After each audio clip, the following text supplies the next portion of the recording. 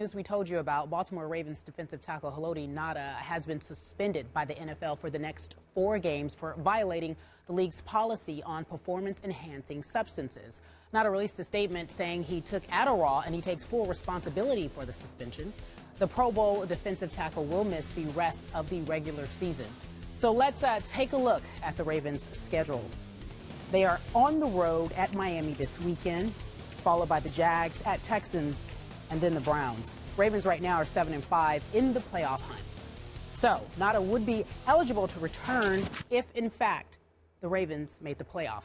So how big of a loss is this for the Ravens, Stephen A? I think it's a devastating loss. Anytime you've got somebody that massive on your defensive line, that certainly helps you clog up the run. And obviously, even though Baltimore has had its times during this year where their defense didn't play up to snuff, clearly losing somebody of his mass, his size, his girth, his experience, his durability is a blow. I mean, it's 5 games that this guy has missed in his entire career, Skip, since he's arrived in 2006. And so when you look at it from that standpoint, this is the last thing that the Baltimore Ravens needed, to be quite honest with you. And let me say this. I mean, I understand he takes responsibility, and, of course, we're the land of second chances. But this kind of stuff is just inexcusable. I mean, to put yourself in a position at this juncture to do that to this team with all that it has been through, how could you? I mean, I'm not going to blast him, all right? He can look in the mirror and do that himself. We know him. He's, famous or infamous or whatever because he's the reason why RG3 only has one leg in a lot of our eyes. After that hit, after RG3, got his leg slammed into this guy's body a couple of years back. But how could you? I mean, to know that your team is vying for the playoffs, to know all the stuff that the team had to go through with Ray Rice, to know what this organization is about, whatever, to put yourself in this position. I mean, Adderall, it's about focus. It's about alertness.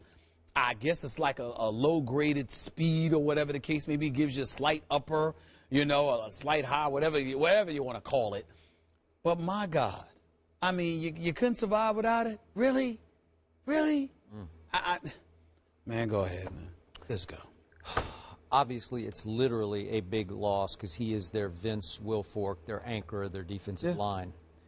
I still think the Ravens can survive this. I think they can still make the playoffs. Again, this is dicey to win at Miami, but I think they have a shot. And then Jaguars at Texans, and then Cleveland probably will be out of it. They might have to deal with Johnny Manziel. You never know. But again, I think they can be okay, and then he would return for the playoffs. But now back to your bigger picture point. I am so with you on this. Adderall has become the performance-enhancing drug of choice, if you will, in the National Football League. There were 8 suspensions in 2012 alone. So they will bust you for using this stimulant, as you refer to it. It is for hyper-focus. It's the college kids use it to stay awake all night, study for a test, or just to stay awake all night, period. And you're right. What do you really need that for? Why would you risk your whole team's playoff chances just to use Adderall? Now, he did divulge and disclose it because I think he would want people to know, I didn't use steroids, I didn't use HGH. Right. I just used a hyperstimulant. You didn't need it. It is like speed. It's the equivalent of speed. You didn't need it. And you didn't need to put your team in this much jeopardy this late in the year. And the message to other NFL players is you can't beat the system, man. I mean, they are busting you. They're really good at catching Adderall. They might not be great at catching some, designer steroids or some forms of HGH or whatever, but they can get you on Adderall. And for the argument, just to educate a lot of folks out there, because it's almost like, not almost, but, when I bring up the weed and how you have to stay off of it. You have so many ignorant folks out there in the world that say, hey, it's legal in a couple of states, and, for medicinal purposes, you can use it in other states or whatever the case may be. It's illegal in the NFL. If it's illegal in the league that employs you and you sign on to accept a check from said league, then that means you're not allowed to do it. Period.